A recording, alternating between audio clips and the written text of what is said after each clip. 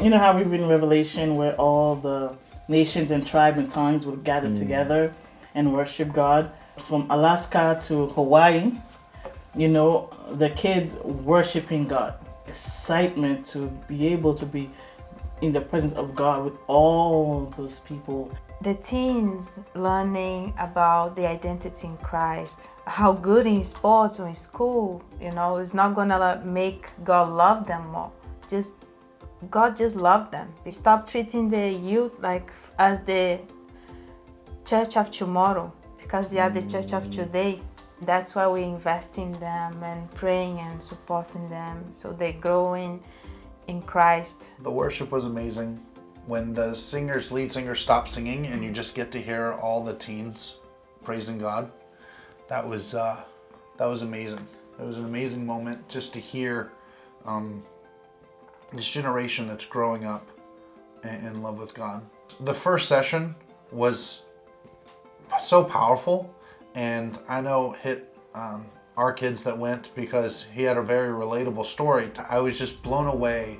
They really set the tone early, and then it just kept being amazing. Such amazing change that I saw in our boys, because they had what they call family groups. So you are placed with kids that are not from your church. No, we want to be together. I don't know them and all this. First day, where is our youth? They're just gone. They're gone. So it's just, making all these connections with other teens. They're still texting them. They're still talking to them.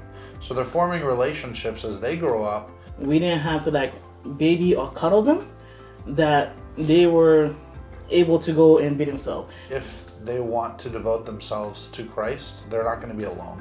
It was really cool to see our teens be a little shocked that there are so many other teen Christians out there. Our kids killed the service project.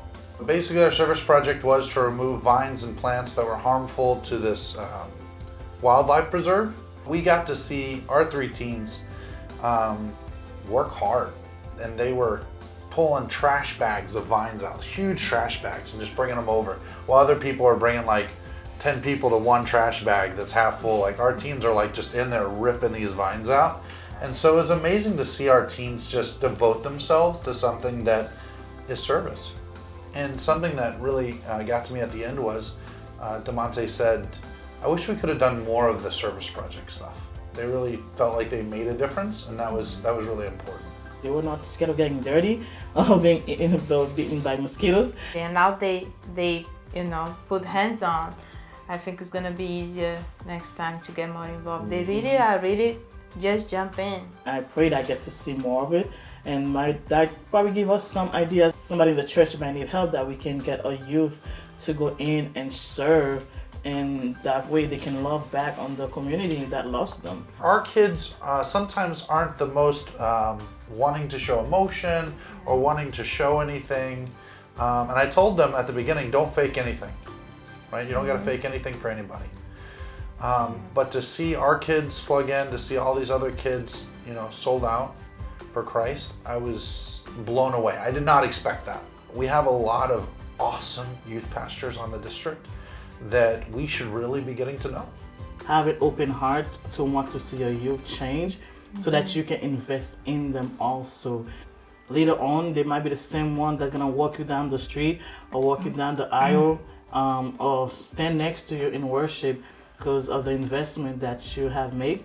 And that will leave a lasting effect in them, that they themselves will also put as much effort into the next generation after them to come. I'd like to send at least 10 people next time, a combination of youth and adults. I think that for adults, you will be changed when you see youth worship. You will be changed when you see youth sold out. I think it radically changes our youth. I think it radically changes the people who are serving.